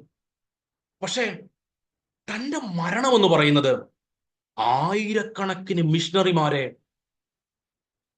ബലപ്പെടുത്താൻ ദൈവം ഉപയോഗിച്ചു. അവരാരും ഒരു വിഷയം മരിച്ചൊന്നുമില്ല, അവരാരും മക്കളെ ജീവന് കൊടുത്തതൊന്നുമില്ല. പക്ഷെ അവരുടെ ആ ഏറ്റവും കൂടുതൽ തകർച്ചയിൽ കൂടി കടന്നുപോയ ചില കാലഘട്ടങ്ങൾ അനേകം മിഷണറിമാരെ കർത്താവിങ്കിലേക്ക് അടുപ്പിക്കുന്നതിന് കാരണമായി എന്നതുപോലെ. കാരണം അത് മാത്രമല്ല, ഗ്രഹാം സ്റ്റെയിൻസ് മരിച്ചതിന് ശേഷം തന്റെ ഭാര്യ, സഹോദരി പറഞ്ഞു, ഞാൻ അവരോട് ക്ഷമിച്ചു. അതിൽ കൂടി വെളിപ്പെട്ട ദൈവത്തിന്റെ ഒരു മഹത്വം ഉണ്ടല്ലോ, അവർ ചെയ്ത ആ ശുശ്രൂഷയേക്കാൾ വലുതാണ്. ഞാൻ പറഞ്ഞത് വേണമെങ്കിൽ ഒന്നുകൂടി ഇങ്ങനെ പറയാം. ദൈവം നമ്മുടെ ലൈഫിൽ ഭൗതികമായി ഒത്തിരി നന്മകളൊക്കെ തരുന്നുണ്ട്. നമ്മൾ പലപ്പോഴും അതിന് നന്ദി പറയാറുണ്ട്, അതിന് ദൈവത്തെ സ്തുതിക്കാറുണ്ട്, അതിന് ഹല്ലേലൂയൊക്കെ പറയാറുണ്ട്. അതിന് പറയുമ്പോഴാണ് പലപ്പോഴും നമുക്ക് സന്തോഷവും. എന്നാൽ നമ്മുടെ ലൈഫിൽ ക്രൂശിന്റെ വഴികളിൽ കൂടി കടന്നു പോകാൻ ദൈവം നമ്മളെ പലപ്പോഴും നയിച്ച വഴികളുണ്ട്. പക്ഷെ അതിന് നമ്മൾ നന്ദി പറയാറില്ല. അന്ന് നമ്മൾ ഒറ്റപ്പെട്ടതിന്, അന്ന് നമ്മൾ വേദനിക്കപ്പെട്ടതിന്, അന്ന് നമ്മൾ തകർക്കപ്പെട്ടു പോയതിന്, അന്ന് നമുക്ക് ആർക്കും ഉത്തരം പറയാനില്ലാതിരുന്ന ആ രാത്രി ഇല്ലേ, അതാ നമ്മളെ പണിഞ്ഞത്. നമുക്ക് ഇന്നലെ കിട്ടിയ ഒരു സാലറിയിലുള്ള നന്മയേക്കാൾ എത്രയോ ആത്മീയതയിൽ മനോഹരമായിരുന്നു ആർക്കും ആരോടും വിവരിച്ചു പറയാൻ കഴിയാത്ത ക്രൂശിന്റെ അനുഭവങ്ങൾ. ആരും കൂടെ ഉണ്ടായിട്ടും കാര്യമില്ലാത്ത ഏകാന്തതയുടെ വഴികൾ. അതല്ലേ യേശു കർത്താവ് ഇവിടെ പറയുന്നത്, വീണ്ടും ഞാൻ മഹത്വപ്പെടുത്താൻ പോവാണെന്ന്. എവിടെ മഹത്വപ്പെടുത്താൻ പോകുന്ന ക്രിസ്തുവിനെ? ക്രൂശിൽ കൂടി. ക്രൂശിൽ കൂടി. അപ്പോസ്തലനായ പൗലോസ് കൊരിന്ത്യ ലേഖനത്തിൽ ഇങ്ങനെ പറയുന്നുണ്ട്. ഇതൊക്കെ ഒരു മഹത്വമാണെന്ന് ഞാനത് പലപ്പോഴും വായിച്ചിട്ടുള്ളതാണ്. ഒരിക്കൽ ഞായറാഴ്ച രാവിലെ ഞാനത് പ്രസംഗിച്ചിട്ടുള്ളതാണ്. 2 കൊരിന്ത്യ ലേഖനത്തിന്റെ 12-ാം അധ്യായത്തിലാണെന്ന് തോന്നുന്നു. പൗലോസ് ഇങ്ങനെ പറയുന്നു, ഞാൻ ഇതുകൊണ്ട്, ആ വാക്യം ഒന്ന് വായിക്കാമോ? ഞാൻ ഇതുകൊണ്ട് ഇതെല്ലാം ഇഷ്ടപ്പെടുന്നു എന്ന് പൗലോസ് പറയുന്ന ഒരു വാക്യമുണ്ടല്ലോ. അതുകൊണ്ട് ഞാൻ ക്രിസ്തുവിനു വേണ്ടി ബലഹീനത, കയ്യേറ്റം, ബുദ്ധിമുട്ട്, ഉപദ്രവം, ഞെരുക്കം എന്നിവ സഹിപ്പാൻ ഇഷ്ടപ്പെടുന്നു. ബലഹീനനായിരിക്കുമ്പോൾ തന്നെ ഞാൻ ശക്തനാകുന്നു. എനിക്കറിയില്ല, ഈ സത്യങ്ങൾ നിങ്ങൾക്ക് പോസിറ്റീവായി തോന്നും, ദൈവമക്കൾക്ക് ഭൂരിപക്ഷം ആളുകൾക്ക് തോന്നും. ആർക്കെങ്കിലും നെഗറ്റീവായി തോന്നുന്നെങ്കിൽ നമുക്ക് ദൈവത്തിന് ഒരുമിച്ച് വളരാം. അപ്പോസ്തലൻ പൗലോസ് പറയുകയാണ്, അതുകൊണ്ട്, അതിന്റെ മുമ്പോട്ടുള്ള വാക്യങ്ങളൊക്കെ നമുക്കറിയാമല്ലോ, ദൈവത്തിന്റെ കൃപ അനുഭവിക്കുമ്പോൾ ആത്മാവിന്റെ മർമ്മങ്ങളെ പൗലോസിന് മനസ്സിലായി തുടങ്ങിയപ്പോൾ എല്ലാവരും ഒറ്റപ്പെടുന്നത് സന്തോഷിക്കാൻ തുടങ്ങി, മാറ്റി നിർത്തപ്പെടുന്നത് എൻജോയ് ചെയ്യാൻ തുടങ്ങി. അയ്യോ, എന്റെ അപ്പനൊന്നും എന്നെ വിളിക്കുന്നില്ല, അല്ലെങ്കിൽ എന്റെ അപ്പനൊന്നും കൂടെ നിൽക്കുന്നില്ല, പക്ഷെ അവര് മൂത്ത മക്കളെ സ്നേഹിച്ചു, അല്ലെങ്കിൽ ഇളയ മക്കളെ സ്നേഹിച്ചു, എന്നെ അങ്ങോട്ട് അത്ര സ്നേഹിക്കുന്നില്ല. നിങ്ങൾക്ക് ആർക്കെങ്കിലും അങ്ങനെ ഒരു കഥയുണ്ടോ? അത് ക്രിസ്തുവിന്റെ സ്നേഹത്തെ ഒരുപക്ഷെ ആഴത്തിൽ അറിയാൻ ദൈവം നിങ്ങൾ ഒറ്റയ്ക്ക് എടുക്കുന്ന ചില സമയങ്ങൾ, അത് ചിലപ്പോഴൊക്കെ ഞാൻ പറയാറുള്ള കാര്യമാണ്.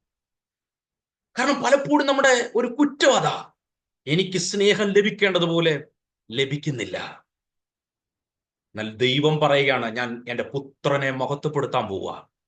എങ്ങനെയാ? ഞാൻ കൈവിട്ടിട്ട്.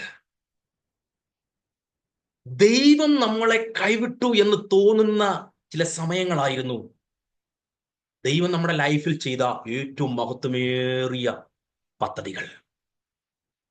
ദൈവത്തിന്റെ മഹത്വം അതുപോലെ വെളിപ്പെട്ടത് നമ്മുടെ ക്രൂശിന്റെ അനുഭവങ്ങളിലാണ്. സ്തോത്രം. അതാണ് യേശു കർത്താവ് നമ്മളോട് പറയുവാനായി കൈമാറുന്ന ക്രൂശിന്റെ ആ സത്യം എന്ന് പറയുന്നത്. ദൈവത്തിന്റെ മഹത്വം ക്രൂശിൽ കൂടി പിതാവ് വെളിപ്പെടുത്തുകയാണ്. സ്തോത്രം. ഞാൻ അതിന്റെ ഒന്ന് രണ്ട് മറ്റർത്ഥങ്ങളോടെ ഞാൻ പറഞ്ഞോട്ടെ. യോഹന്നാന്റെ സുവിശേഷം 8-ാം അധ്യായത്തിന്റെ 50-ഉം 54 ഒന്ന് വായിച്ചാട്ടെ. യോഹന്നാന്റെ സുവിശേഷം തന്നെ 8-ാം അധ്യായത്തിന്റെ 50-ഉം 54 വാക്യങ്ങളും കൂടെ വായിച്ചാട്ടെ. ഞാൻ എന്റെ മഹത്വം അന്വേഷിക്കുന്നില്ല, അന്വേഷിക്കുകയും വിധിക്കുകയും ചെയ്യുന്നവൻ ഒരുവനുണ്ട്. ആമേൻ ആമേൻ ഞാൻ നിങ്ങളോട് പറയുന്നു, എന്റെ വചനം പ്രമാണിക്കുന്നവൻ ഒരു നാളും മരണം കാണുകയില്ല എന്ന് ഉത്തരം പറഞ്ഞു. ആമേൻ. 54 ആണ് ഇപ്പൊ വായിച്ചത്. 50-51. 54.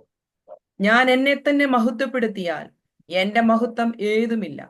എന്നെ മഹത്വപ്പെടുത്തുന്നത് എന്റെ പിതാവ് ആകുന്നു. അവനെ നിങ്ങളുടെ ദൈവം എന്ന് നിങ്ങൾ പറയുന്നു. യെസ്, പിതാവ് യേശുവിനെ മഹത്വപ്പെടുത്തുന്നത് മാത്രമായിരുന്നു യേശുവിന് വിഷയം. അല്ലാതെ തനിക്ക് ലഭിക്കാൻ പോകുന്ന മഹത്വമല്ല വിഷയം. പിതാവ് എന്താണോ എന്നിൽ മഹത്വമായിട്ട് കാണുന്നത്, അത് ഞാൻ എങ്ങനെ പോകുമ്പോഴാണോ പിതാവിനെ മഹത്വപ്പെടുത്തുന്നത്, അതിനുവേണ്ടി ഞാൻ എന്നെ ഏൽപ്പിക്കുന്നു. ഇപ്പം പച്ചവെള്ളത്തെ വീഞ്ഞാക്കുന്ന ദൈവത്തിന്റെ മഹത്വം, അത് ഞാൻ ചെയ്യാൻ തയ്യാറാ. പക്ഷെ ഇവിടെ 12-ാമത്തിൽ യേശു പറയുകയാണ്, ക്രൂശിൽ കൂടി കടന്നു പോകുന്നതാണ് ഇപ്പോൾ എൻ്റെ പിതാവിന്റെ മഹത്വം. പിതാവ് പറയുകയാണ്, ഞാൻ ഇനിയും മഹത്വപ്പെടുത്താൻ പോവാ. നമ്മൾ പറയും, ഈ മഹത്വം വേണ്ട പക്ഷേ ആദ്യത്തെ മഹത്വമൊക്കെ നടക്കട്ടെ, അതെനിക്ക് വേണ്ട. സ്തോത്രം. ഞാൻ ഇങ്ങനെ പറയട്ടെ ദൈവമക്കളെ, നമ്മുടെ ജീവിതത്തിൽ നമ്മൾ സ്വയത്തെ ത്യജിക്കുമ്പോൾ ദൈവം മഹത്വപ്പെടുന്നതും, നമുക്ക് ഭൗതികമായ ഒരു വിഷയത്തിന് മറുപടി ലഭിക്കുമ്പോൾ ദൈവത്തിന്റെ മഹത്വപ്പെടുത്തുന്നതുമായി നോക്കുമ്പം, നമ്മൾ സ്വയത്തെ ത്യജിച്ച് ദൈവത്തിന്റെ മഹത്വം വെളിപ്പെടുത്തുന്ന മഹത്വം ഉണ്ടല്ലോ, അതാണ് ദൈവത്തിന് കൂടുതൽ മഹത്വം ഉണ്ടാവുന്നത്. ഞാൻ കുറച്ചുകൂടെ വിശദമായിട്ട് പറയാം, മേളിത്തെ വാക്യങ്ങളെ ചേർത്ത്. നമ്മുടെ ലൈഫിൽ നമ്മുടെ കുഞ്ഞിന് നല്ലൊരു ജോലി ലഭിച്ചു, ഒരു മഹത്വം ഇല്ലേ? ഉണ്ട്. നമ്മൾ സാക്ഷ്യം പറയുകയാണ്, ഞായറാഴ്ച കഴിഞ്ഞ നാളുകൾ എൻ്റെ കുഞ്ഞിന് വേണ്ടി ഞാൻ പ്രാർത്ഥിച്ചു, നിങ്ങൾ എല്ലാവരും പ്രാർത്ഥിച്ചു. അത്ഭുതകരമായി, ഞങ്ങൾ ഒരിക്കലും പ്രതീക്ഷിക്കാത്തതുപോലെ ഇന്ന രാജ്യത്തിൽ എൻ്റെ തലമുറയ്ക്ക് ഒരു ജോലി ലഭിച്ചു. ദൈവം തരത്തില്ലേ? ദൈവത്തിന് കഴിയും. ദൈവം തന്നു. ദൈവത്തിന് മഹത്വം. അതിൽ ദൈവത്തിന്റെ മഹത്വമുണ്ട്. സ്തോത്രം. എല്ലാവരും ഹല്ലേലൂയൊക്കെ പറഞ്ഞു. എന്നാൽ നമ്മുടെ അയൽക്കാരന്റെ മുന്നിൽ ഞാനിത് പലപ്പോഴും ഉദാഹരണം പറഞ്ഞിട്ടുള്ളതാണെന്ന് അറിയത്തില്ല, നമ്മുടെ വസ്തു ഒരാൾ കുറച്ചെടുത്തോണ്ടിരിക്കുകയാണ്, അല്ലെങ്കിൽ പോട്ടെ, നമ്മുടെ വസ്തുവിൽ നമ്മൾ പണിത് വെച്ചിരിക്കുന്ന ആ ഭിത്തികളുണ്ടല്ലോ, ആ ഭിത്തിയിൽ അയലത്തുകാരൻ കൊണ്ടുവന്ന് പണിത് അവരുടെ ഭിത്തിമ ചേർത്ത് കെട്ടി ഒരു ഷീറ്റ് ഇട്ടെന്ന് വെച്ചു. പക്ഷെ ആ മനുഷ്യനോട് നിങ്ങൾ ക്ഷമിച്ചു. ആ മനുഷ്യനോട് ക്രിസ്തുവിന്റെ ഭാവത്തിൽ നിങ്ങൾ അവരുടെ മുന്നിൽ അങ്ങ് ത്യജിച്ചു. ക്രൂശെടുത്ത് നിങ്ങൾ ഇല്ല എന്നുള്ള രീതിയിൽ നിങ്ങൾ നിങ്ങളെ തന്നെ ത്യജിച്ചങ്ങ് ജീവിച്ചു. നിങ്ങളുടെ കുഞ്ഞിന് ജോലി ലഭിച്ചപ്പോൾ സഭയിൽ ആളുകൾ ഹല്ലേലൂയ പറഞ്ഞ മഹത്വത്തെക്കാൾ വലിയ മഹത്വമാണ് ഡെയിലി എടുത്ത ആ ക്രൂശിന്റെ അനുഭവത്തിൽ കൂടി പിതാവിനുണ്ടായത് ആ അയലത്തുകാരനുമായിട്ടുള്ള ബന്ധത്തിൽ. പക്ഷെ നമുക്ക് ഏറ്റവും വലിയ മഹത്വം എന്ന് പറയുന്നത് നമ്മൾ എന്ത് കിട്ടിയെന്നുള്ളത്. പക്ഷെ ദൈവത്തിന്റെ ഏറ്റവും വലിയ മഹത്വം എന്ന് പറഞ്ഞത് നമ്മളെ എത്ര ത്യജിച്ചു കളഞ്ഞു എന്നുള്ളതാണ്. നമ്മളെത്ര ഇല്ലാതായി. ഒരുവൻ എന്റെ പിന്നാലെ വരുവാൻ ഇച്ഛിച്ച് തന്നെ ത്യജിച്ച് ക്രൂശെടുത്ത് തന്നെ അനുഗമിക്കട്ടെ. നമ്മൾ ക്രിസ്തുവിനെ എത്രമാത്രം ജീവിക്കാൻ അനുവദിച്ചു എന്ന് പറഞ്ഞാൽ നമ്മുടെ ഇന്നത്തെ മാത്രം ജീവിതം എടുത്താൽ നമ്മുടെ ജോലി സ്ഥലത്ത് ഇന്ന് നിങ്ങളെ കുറ്റം പറഞ്ഞപ്പോൾ നിങ്ങളെ കൊച്ചാക്കാൻ ആളുകൾ നോക്കി കാണുമല്ലോ, നിങ്ങളെ കുറ്റം പറഞ്ഞു കാണുമല്ലോ. അവിടെ നിങ്ങൾ ക്രിസ്തുവിന്റെ ഒരു ഭാവം വെളിപ്പെടുത്തിയെങ്കിൽ, നിങ്ങൾ ക്രൂശിക്കപ്പെട്ട് നിങ്ങളെ തന്നെ ത്യജിച്ചു കളഞ്ഞെങ്കിൽ, അവിടെ നിങ്ങളറിയാതെ ഒരു മഹത്വം വെളിപ്പെട്ടിട്ടുണ്ട്. നിങ്ങൾ പോലും അറിയാതെ ക്രിസ്തുവിന്റെ ഒരു മാന്യത അവിടെ വെളിപ്പെട്ടിട്ടുണ്ട്. ഇവരൊക്കെ പ്രാർത്ഥനയ്ക്ക് പോകുന്നവരാ. ഇവരൊക്കെ ഓൺലൈൻ മീറ്റിംഗിൽ വി ഓവർ ഈസ് ഫാസ്റ്റിന്റെ പ്രാർത്ഥനയിൽ പങ്കെടുക്കുന്നവരാ. എന്ന് പറയുമ്പോൾ ക്രിസ്തുവുമായിട്ട് ബന്ധപ്പെടുത്തി ഒരു ക്രിസ്തുവിന് ഒരു മഹത്വം പോകുന്നുണ്ട്. ആ മഹത്വമാണ് ഭയങ്കര മഹത്വം. എനിക്ക് ഒരു നന്മ ഉണ്ടായി സ്തോത്രം എന്ന് പറയുന്നതിനേക്കാൾ വലിയ മഹത്വമാണ് ഞാൻ എന്നെ തന്നെ ത്യജിച്ച് ക്രിസ്തുവിനെ ജീവിക്കാൻ അനുവദിക്കുമ്പോൾ. അല്ലാതെ എന്താണ് ഞാൻ ഇപ്പോൾ പറഞ്ഞു വന്നതെന്ന് പറഞ്ഞാൽ, പിതാവിന്റെ ഇഷ്ടത്തിനായിട്ട് യേശു പൂർണ്ണമായി സമർപ്പിക്കപ്പെടുമ്പോൾ യേശു ക്രൂശിൽ മരിക്കേണ്ടി വരുന്നു. പക്ഷെ അത് പിതാവിന്റെ ഇതവുമായിട്ട് നോക്കുമ്പോൾ, നമ്മൾ ഇന്ന് പുറകോട്ട് നോക്കുമ്പോൾ ഭയങ്കര മഹത്വമാണ് ഈ ക്രൂശി വെളിപ്പെട്ടെ. ഞാൻ മുമ്പേ പറഞ്ഞല്ലോ, ഗ്രാം സ്റ്റെയിൻസിന്റെ ഭാര്യ ക്ഷമിച്ചത് ചരിത്രത്തിന്റെ ഭാഗമായി ഇന്നും ഇങ്ങനെ നിൽക്കുക. ഗ്രാം സ്റ്റെയിൻസിന്റെ മകൾക്കിനി നല്ലൊരു ജോലി നാളെ ലഭിക്കുന്നതിനേക്കാൾ വലിയ മഹത്വമാണ് ആ സഹോദരി, ആ ആന്റി അവരോട് ക്ഷമിച്ചത്. ക്രൂശിന്റെ അനുഭവങ്ങളാണ് ഏറ്റവും വലിയ മഹത്വം. സ്തോത്രം. ഞാൻ വിചാരിക്കുന്നു സ്തോത്രം ഈ ഭാഗങ്ങൾ നിങ്ങളോളം എത്തിയെന്ന് ഞാൻ വിശ്വസിക്കുകയാണ്. സ്തോത്രം. കർത്താവിന്റെ ലൈഫ് ഗതസമനം മുതൽ കാൽവറിയുടെ അവസാനം വരെയും യേശു കർത്താവ് തീർച്ചയായിട്ടും നിന്ദിക്കപ്പെടുകയായിരുന്നു മാനുഷിക ദൃഷ്ടിയിൽ നോക്കിയാൽ. എന്നാൽ ദൈവം മഹത്വപ്പെടുകയായിരുന്നു. സ്തോത്രം. യോഹന്നാൻ സുവിശേഷം 7-ാം അധ്യായത്തിന്റെ 18-ാം വാക്യങ്ങളിലുമൊക്കെ നമുക്ക് കാണാൻ കഴിയുന്നുണ്ട്, ഞാൻ എൻ്റെ മഹത്വം അന്വേഷിക്കുന്നില്ല. ആ വാക്യം കൊണ്ടൊന്ന് വായിച്ചാട്ടെ പ്ലീസ്.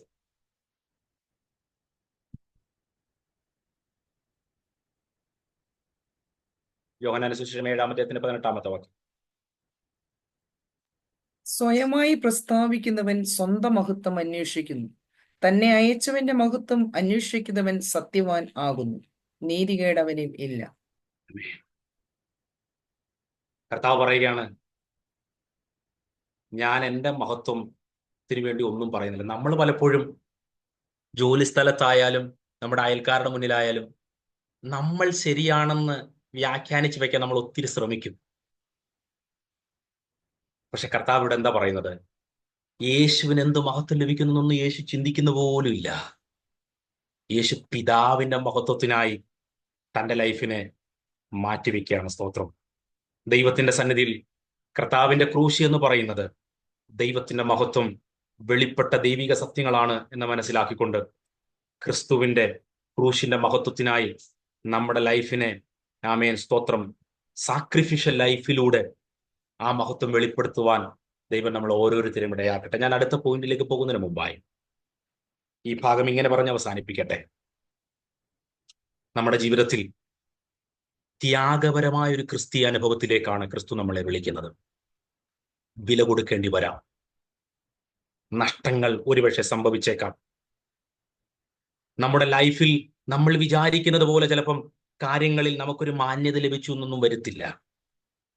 പക്ഷെ അത് ദൈവത്തിന്റെ മഹത്വമാണ് എന്ന് ദൈവവചനത്തിൽ നിങ്ങൾക്ക് ബോധ്യമുണ്ടെങ്കിൽ ഇന്ന് രാത്രിയിൽ സന്തോഷത്തോടെ അതിൽ കടന്നു പോകാൻ ദൈവം നമ്മളെ ഇടയാക്കട്ടെ. ക്രിസ്തു പോയ വഴിയിൽ കൂടിയുള്ള മഹത്വത്തിൽ കൂടി ഞാൻ സഞ്ചരിക്കുന്നെന്ന് ഉറപ്പാകാൻ ദൈവം നമ്മളെ ഈ വചനങ്ങളാൽ ഇടയാക്കട്ടെ. സ്തോത്രം. അതാരോട് നമ്മൾ പറയണ്ട, അതാരോട് നമ്മൾ വിവരിക്കേണ്ട, 10 പേര് അറിയണമെന്ന് നമ്മൾ വിചാരിക്കേണ്ട. അറിയേണ്ട കാര്യങ്ങളാണെങ്കിൽ അത് നാളെ നമ്മൾ ആളുകൾ അറിഞ്ഞോളൂ. സ്തോത്രം. അത് നമ്മൾ പ്രത്യേകിച്ച് വിശദീകരിക്കേണ്ട. ഈ കഷ്ടതയുടെ വഴികളിൽ കൂടി കർത്താവ് നമ്മളെ വിളിക്കുമ്പോൾ ക്രിസ്തുവിന്റെ മഹത്വത്തിനായി നമുക്ക് കടന്നു പോകാം. സ്തോത്രം.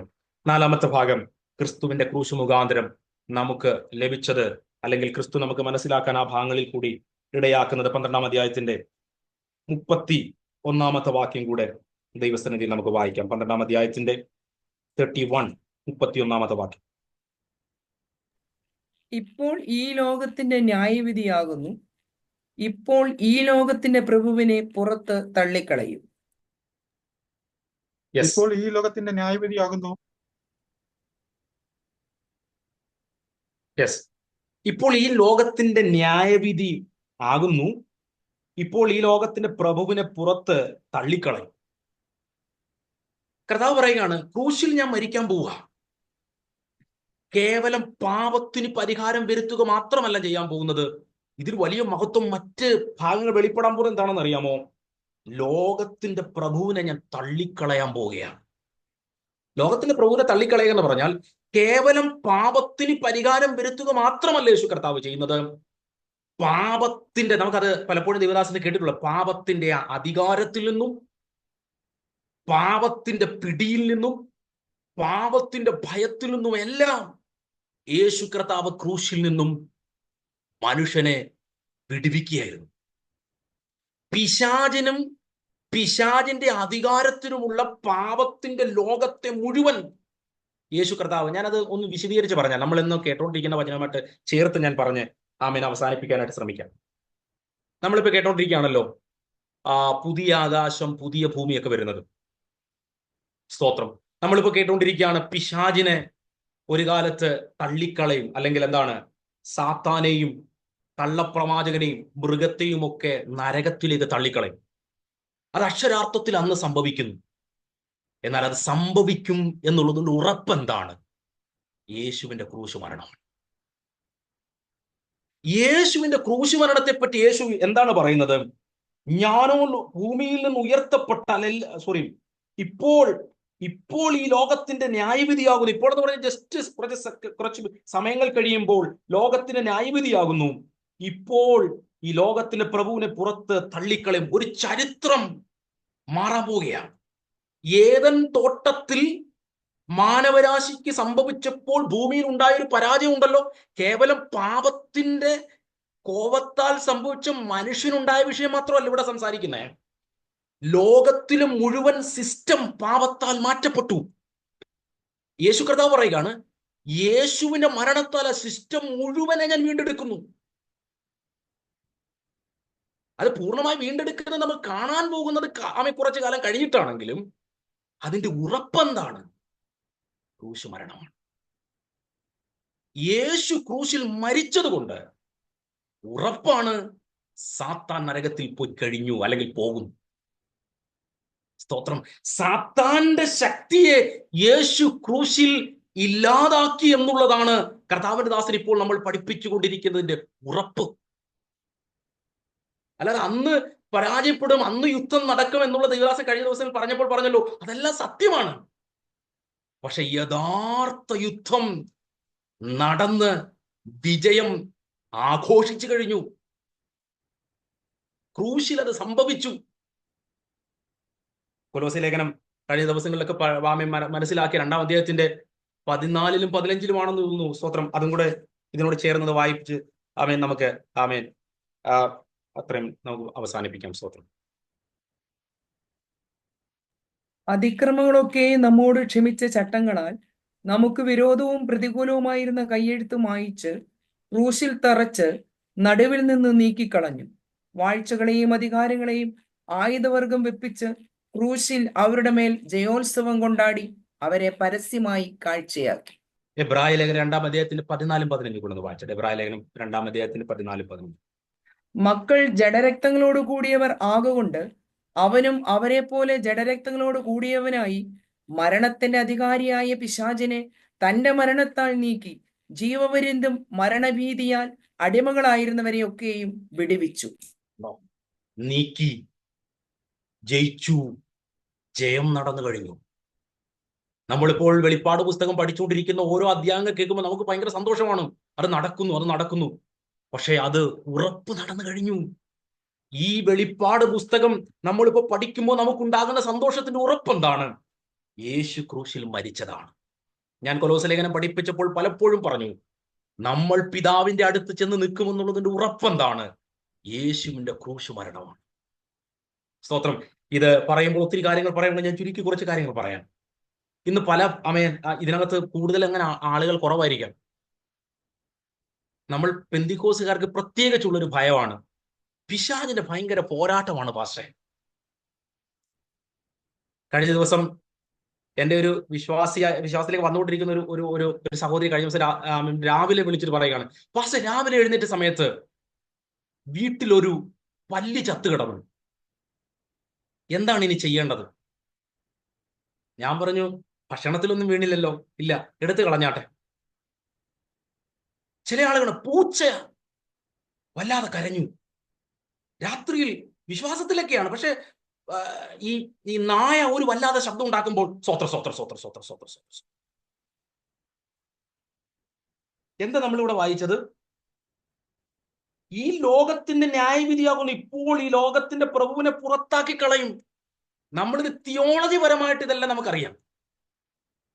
പക്ഷെ സാത്താൻ എവിടെങ്കിലും ഒരു വാക്ക് കേട്ടാൽ നമ്മൾ ഉടനെ ദൈവത്തെ സ്തുതിക്കുന്നത് പോലെ സ്വോത്രം എന്ന് പറയും. ആമേൻ. നിങ്ങളിൽ ആരും അങ്ങനെ കാണത്തില്ല, പക്ഷെ ചില ഭൂരിപക്ഷം ആളുകൾ അങ്ങനെ ചെയ്യുന്നത്, വചനം അറിയാവുന്നവരെ ഞാൻ അങ്ങനെ ചെയ്യുന്ന കണ്ടിട്ടുണ്ട്. ഈ ഭൂതമൊക്കെ ഇളകി കഴിയുമ്പോൾ ഈ ഗ്രാമത്തിലൊക്കെ ചില ആളുകൾ നമ്മുടെ കൂടെ മിനിസ്ട്രിക്കായിട്ട് വരും. ഭൂതം അങ്ങോട്ട് ഇറങ്ങി കഴിയുമ്പം അവർ പേടിച്ചങ്ങ് പുറകോട്ട് പോയി ഇങ്ങനെ കൈമുക്കി അങ്ങ് നിൽക്കുകയാണ് വിറയലോടെ. അവർക്ക് പേടിഞ്ഞ് അവരെ അങ്ങാണ് പിടിക്കുമെന്ന്. നമുക്ക് ഭൂതത്തെ ഭയക്കാനല്ല കർത്താവ് ഇവിടെ പറയുന്നത്. കർത്താവ് അതിന് പരിഹാരം ക്രൂശിൽ വരുത്തി. ഇനി നമ്മൾ പിശാചിനെ ഭയക്കണ്ട, ഇനി നമുക്ക് ദൈവത്തെ ഭയക്കാം. ക്രൂശിൽ കൂടി കർത്താവ് അതിനൊരു പരിഹാരം വരുത്തി. ഇനി നമുക്ക് സ്വതന്ത്രമായി ജീവിക്കാം. പിശാചിന് നമ്മുടെ മേൽ അധികാരം പറയാനുണ്ടായിരുന്നതിനെ ക്രിസ്തുവിന്റെ ജയത്താൽ അവനെ വിശ്വസിച്ചത് കൊണ്ട് നമ്മളും വിജയം ഉള്ളവരായി തീർന്നു. ഇനി നമുക്ക് ധൈര്യത്തോടെ ജീവിക്കാം. ഇനി ഭയക്കേണ്ടത് നമ്മളെ വീണ്ടെടുത്ത കർത്താവിനെ മാത്രമാണ്. അവൻ ദഹിപ്പിക്കുന്ന അഗ്നിയാണ്. നമ്മൾ ക്രൂശിന്റെ മഹത്വത്തെ തള്ളിക്കളയുകയാണ് ഈ പിശാചിനെ ഉയർത്തുമ്പോൾ. ഇങ്ങനെയുള്ള അന്ധവിശ്വാസങ്ങളെ വിശ്വാസത്തിൽ കടന്നു വന്നിട്ട് ചിലപ്പം ഇങ്ങനെയൊക്കെ പറയുമ്പോൾ ചിലരിങ്ങനെ പറയും, പാസ്റ്റർ ചെറുപ്പമല്ലേ പാസ്റ്ററെ, കുറച്ചൊക്കെ അനുഭവം ആകുമ്പോൾ കാര്യങ്ങൾ മനസ്സിലാക്കും. ഇതൊക്കെ ഉണ്ട് പാസ്റ്ററെ, പോരാട്ടമൊക്കെ കുറച്ചുണ്ട് പാസ്റ്ററെ. എന്നാ പിന്നെ ഉണ്ട്. പക്ഷെ ബൈബിൾ പറയുന്നത് യേശുവിന്റെ ക്രൂശു മരണത്താൽ പിശാചിനെ, അവന്റെ ശക്തിയെയും പാപത്താൽ ലോകത്തിന് സംഭവിച്ച സകല സിസ്റ്റങ്ങൾക്കും പരിഹാരം വരുത്തി കഴിഞ്ഞു. ഇത് വെളിപ്പെടുന്നത് കുറച്ച് ദിവസങ്ങൾ കൂടെ കഴിഞ്ഞിട്ടാണെങ്കിലും പരിഹാരം നടന്നു കഴിഞ്ഞു. അതാണ് നമ്മുടെ രക്ഷയുടെ ഉറപ്പ്. ഇനി നമുക്ക് ദൈവത്തെ ഭയക്കാം, യേശുവിന്റെ പുറകെ സഞ്ചരിക്കാം. ഈ വഴികളിൽ കൂടി നമുക്ക് സഞ്ചരിക്കുവാനും സ്തോത്രം ക്രിസ്തുവിന്റെ ക്രൂശുമരണത്തിൽ കൂടി ദൈവം നമ്മളോട് വെച്ചിരുന്ന ആ സത്യങ്ങളെ മനസ്സിലാക്കിക്കൊണ്ട് ദൈവം സാക്ഷാൽ വരുത്തിയ സ്വാതന്ത്ര്യത്തെ അനുഭവിച്ചുകൊണ്ട് നമുക്ക് ധൈര്യത്തോടെ ജീവിക്കാം. നമുക്ക് കർത്താവിനെ മാത്രം ഭയപ്പെട്ട് അവന്റെ പുറകെ സഞ്ചരിക്കുവാൻ ദൈവം നമ്മൾ ഓരോരുത്തരും ഇടയാകട്ടെ. ദൈവം നമ്മളെ ധാരാളമായിട്ട് അനുഗ്രഹിക്കട്ടെ. ആമേൻ. സ്തോത്രം.